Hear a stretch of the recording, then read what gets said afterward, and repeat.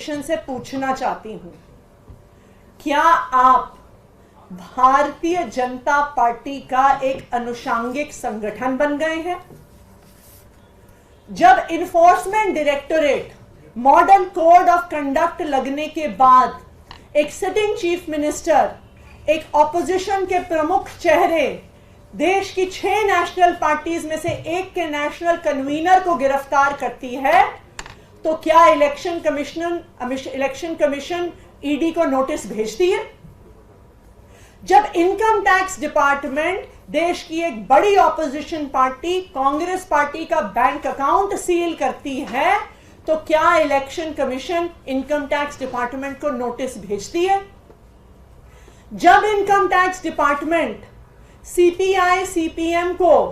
बरसों पुरानी उनकी फाइलिंग के बारे में, उनकी रिटर्न्स के बारे में चुनाव की घोषणा के बाद नोटिस भेजती है, तो क्या इलेक्शन कमीशन केंद्र सरकार की इनकम टैक्स डिपार्टमेंट को नोटिस भेजती है? इलेक्शन कमीशन ऑफ इंडिया की आंखों के सामने केंद्र सरकार, भारतीय जनता पार्टी शासित केंद्र सरकार सीबीआई का, ईडी का, इनकम टैक्स डिपार्टमेंट का खुलेआम मिसयूज कर रही है इलेक्शन से पहले। इलेक्शन कमीशन ऑफ इंडिया विपक्ष की जहां पे सरकारें हैं, वहां पे चीफ सेक्रेटरी बदल देती है, होम सेक्रेटरी बदल देती है, डीजीपी पुलिस बदल देती है, लेकिन जब विपक्ष के नेता,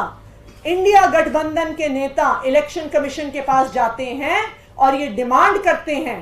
कि चुनाव तक इंटरिम तौर पर income tax department, CBI, ED के डायरेक्टर्स को बदला जाए, तो इलेक्शन कमीशन कुछ नहीं करता। चुनाव की घोषणा के बाद इनकम टैक्स डिपार्टमेंट आम आदमी पार्टी के विधायक और नेता गुलाब सिंह के घर पर रेड करती है। आम आदमी पार्टी उसकी शिकायत करती है, आम आदमी पार्टी मिलने का टाइम मांगती है। इलेक्शन कमीशन कोई एक्शन नहीं लेता, लेकिन जब भारतीय जनता पार्टी कंप्लेंट करती है, तो 12 घंटे के अंदर अंदर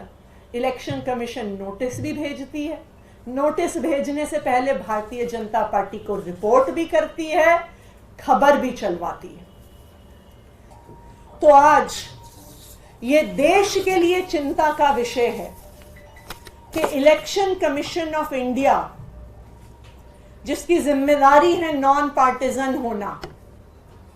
जिसकी जिम्मेदारी है फ्री एंड फेयर इलेक्शन करवाना, जिसकी जिम्मेदारी है लेवल प्लेइंग फील्ड देना,